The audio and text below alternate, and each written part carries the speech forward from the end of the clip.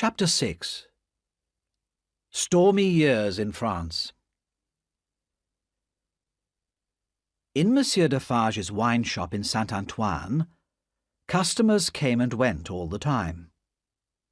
They came to drink the thin, rough wine, but more often they came to listen and to talk and to wait for news. One day there were more customers than usual. Defarge had been away for 3 days, and when he returned that morning, he brought a stranger with him, a man who repaired roads. "Madam," Defarge said to his wife, "this man, who is called Jacques, has walked a long way with me." One customer got up and went out. "This mender of roads," continued Defarge, "who is called Jacques, is a good man. Give him something to drink." A second man got up and went out.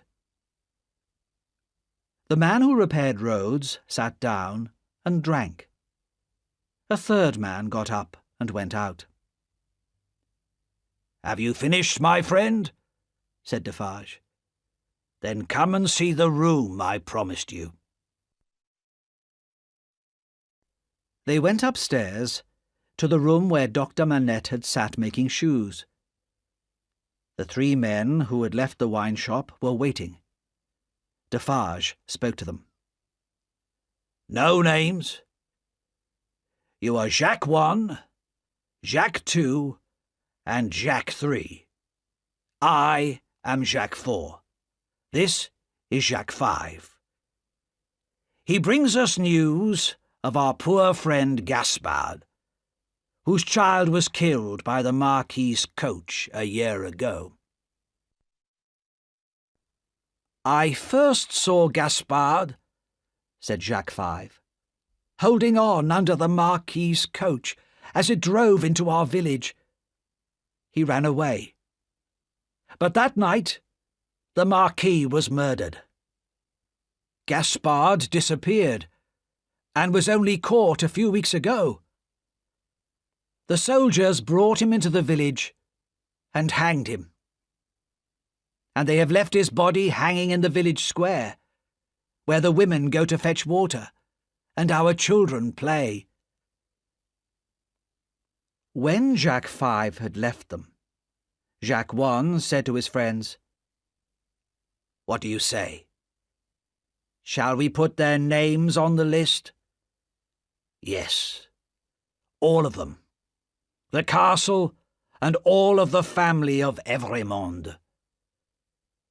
"Is the list safe?" asked Jacques 2. "Yes, my friend," said Defarge. "My wife remembers everything. But more than that, every name is carefully knitted into her work. Nothing can be forgotten." A few days later, Defarge reported to his wife some news from his friend, Jacques, in the police. "A new spy has been sent to Saint-Antoine.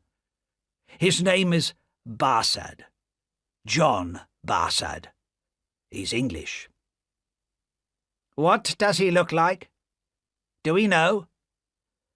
"He's about 40 years old, quite tall, black hair, thin face," said Defarge. "Good," said his wife. "I'll put him on the list tomorrow. But you seem tired tonight, and sad." "Well," said Defarge, "it is a long time." "It takes time to prepare for change. The crimes against the people of France cannot be revenged in a day." "But we may not live to see the end." "Even if that happens," replied Madame Defarge, "we shall help it to come. But I believe that we shall see the day of our revenge against these hated noblemen." The next day, a stranger came into the wine shop. At once, Madame Defarge picked up a rose from the table and put it in her hair. As soon as they saw this, the customers stopped talking, and one by one, without hurrying, left the wine shop. "Good day, madame," said the stranger. "Good day, monsieur," said Madame Defarge. But to herself she said, "About 40 years old, tall, black hair, thin face. Yes, I know who you are, Mr. John Barsad." "Is business good?" asked the stranger. "Business is bad. The people are so poor." Madame Defarge looked over to the door. "Ah, here is my husband." "Good day, Jacques," said the spy. "You're wrong," said Defarge, staring at him. "That's not my name. I am Ernest Defarge." "It's all the same," said the spy easily. "I remember something about you, Monsieur Defarge. You took care of Dr. Manette when he came out of the Bastille." "That's true," said Defarge. "Have you heard much from Dr. Manette and his daughter? They're in England now." "No, not for a long time." "She was married recently. Not to an Englishman, but to a Frenchman. It's quite interesting when you remember poor Gaspard. Miss Manette has married the nephew of the Marquis that Gaspard killed. Her new husband is really the new Marquis, but he prefers to live unknown in England. He's not a Marquis there, just Mr. Charles Darnay." Monsieur Defarge was not happy at this news. When the spy had gone, he said to his wife, "Can it be true? If it is, I hope that Miss Manette keeps her husband away from France." "Who knows what will happen?" replied Madame Defarge. "I only know that the name of Evrémonde is in my list, and for good reason." She went on calmly knitting, adding name after name to her list of the enemies of the people. Time passed, and Madame Defarge still knitted. The women of Saint-Antoine also knitted, and the thin, hungry faces of Jacques and his brothers became darker and angrier. The noise of the coming storm in Paris was growing louder. It began one summer day in the streets of Saint-Antoine, around Defarge's wine shop, with a great crowd of people. A crowd who carried guns, knives, sticks, even stones, anything that could be a weapon. An angry crowd who shouted and screamed, who were ready to fight and to die in battle. "Friends and citizens," shouted Defarge, "we are ready! To the Bastille!" The crowd began to move, like the waves of the sea. "Follow me, women!" cried Madame Defarge. A long, sharp knife shone brightly in her hand. "We can kill as well as any man." The living sea of angry people ran through Saint-Antoine to the Bastille, and soon the hated prison was ringing with the noise of battle. Fire and smoke climbed up the high stone walls, and the thunder of the guns echoed through the city. 4 terrible and violent hours.